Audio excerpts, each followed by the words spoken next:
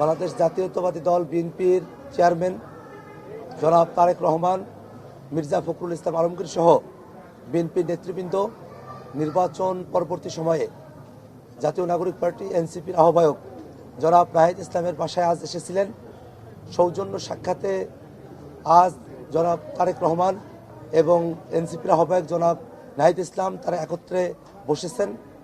আমরা জাতীয় নাগরিক পার্টি এনসিপি যদিও নির্বাচনের ফলাফল নিয়ে কয়েকটি আসনে আমাদের প্রশ্ন রয়েছে, তথাপিও জনাব তারেক রহমান যে রাজনৈতিক সৌজন্যবোধের জায়গা থেকে জনাব নাহিদ ইসলামের সঙ্গে আজ সাক্ষাৎ এসেছিলেন, এই রাজনৈতিক সৌজন্যতা এবং তার জয়ী হয়ে আসাকে আমরা অভিনন্দন জানাই।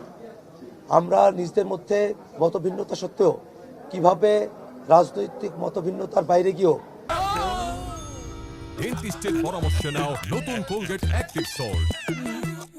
একত্রে দেশের জন্য কাজ করতে পারি, সেই বিষয়গুলো নিয়ে আমরা কথা বলেছি। বাংলাদেশের সংস্কারের যে প্রশ্ন, সেই প্রশ্নকে কিভাবে সুরাহা করা যায় এবং বিচারের যে প্রশ্ন, সেই বিষয়গুলো নিয়ে আমরা নিজেদের মধ্যে কথা বলেছি। আজকে জনাব তারেক রহমান এবং জনাব নাহিদ ইসলাম বাংলাদেশ জাতীয়তাবাদী দল বিএনপি এবং জাতীয় নাগরিক পার্টি এনসিপির মধ্যকার আজকের এই নির্বাচন পরবর্তী সৌজন্যমূলক সাক্ষাৎ বাংলাদেশের রাজনৈতিক সংস্কৃতিতে একটা পরিবর্তনের আভাস আমাদেরকে দেয়। আমরা মনে প্রাণে চাই এই বাংলাদেশ রাষ্ট্রে আমাদের রাজনৈতিক মতভিন্নতা থাকবে, রাজনৈতিক কর্মসূচি আলাদা হবে, রাজনৈতিক বক্তব্য আলাদা হবে, কিন্তু দেশের প্রশ্নে বাংলাদেশের সকল রাজনৈতিক দল আমরা একত্রিত থেকে একসাথে আমরা বাংলাদেশের প্রশ্নে আমরা সিদ্ধান্তগুলো গ্রহণ করতে পারবো। সে ধরনের একটা পরিবেশ বাংলাদেশে অটুট থাকবে, সেটাই আমাদের প্রত্যাশার জায়গা। সম্মানিত সাংবাদিক বন্ধুগণ, এই দেশটাকে এগিয়ে নিয়ে যাওয়ার জন্য কৃষিক্ষেত্র, শিক্ষা, শিল্প, বাণিজ্য এবং অন্যান্য যে বিষয়গুলো রয়েছে, সেই বিষয়গুলোতে আমরা কিভাবে পারস্পরিক সম্পর্কের ভিত্তিতে পলিসি ডায়ালগের মধ্য দিয়ে বাংলাদেশ রাষ্ট্রটিকে সামনের দিকে অগ্রসর করতে পারি, সেই বিষয়গুলো নিয়ে আমাদের কথা হয়েছে।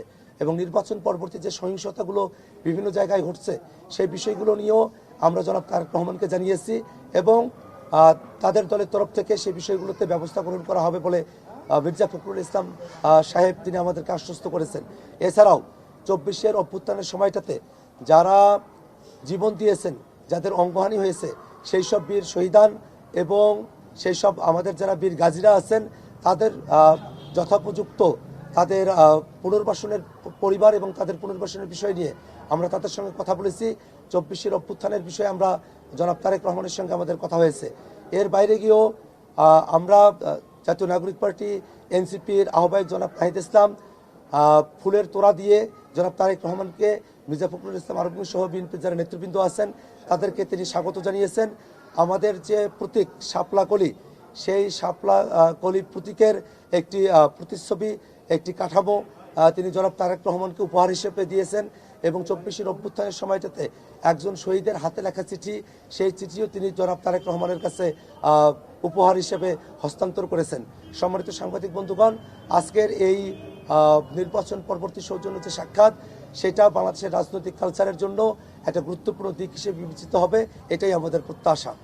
আমরা এই বাংলাদেশের রাজনীতিতে যে কোনো রাজনৈতিক দল যারা গণতন্ত্রের পক্ষে, যারা ফ্যাসিবাদের বিপক্ষে, যারা বাংলাদেশটাকে নতুন করে গড়তে চায়, সেই রাজনৈতিক দলগুলো আমাদের মতভিন্নতা থাকতে পারে, পলিসির ভিন্নতা থাকতে পারে, কিন্তু আমরা যাতে একত্রে বসতে পারি, সংলাপের মধ্য দিয়ে যাতে আমরা সমাধানে পৌঁছাতে পারি, সে ব্যাপারেই জনাব নাহিদ ইসলাম আহ্বান জানিয়েছেন এবং বিএনপির তরফ থেকেও যারা নেতৃবৃন্দরা এসেছিলেন তাদের সাথে আমাদের সংলাপের মধ্য দিয়েই সমস্যার সমাধানের বিষয়ে তারাও জোরারোপ করেছেন। এবং আমরা আশাবাদী যে আজকের যে বৈঠক, আজকের যে সৌজন্য সাক্ষাৎ, এই সৌজন্যতার মধ্য দিয়েই, সংলাপের মধ্য দিয়েই আমরা বাংলাদেশের যে কোনো সংকটকে আমরা সমাধানের দিকে অগ্রসর করতে পারবো বলে আশাবাদী। আমরা আসলে নির্বাচন পরবর্তী আজকে সৌজন্য সাক্ষাতে আমরা বসেছিলাম।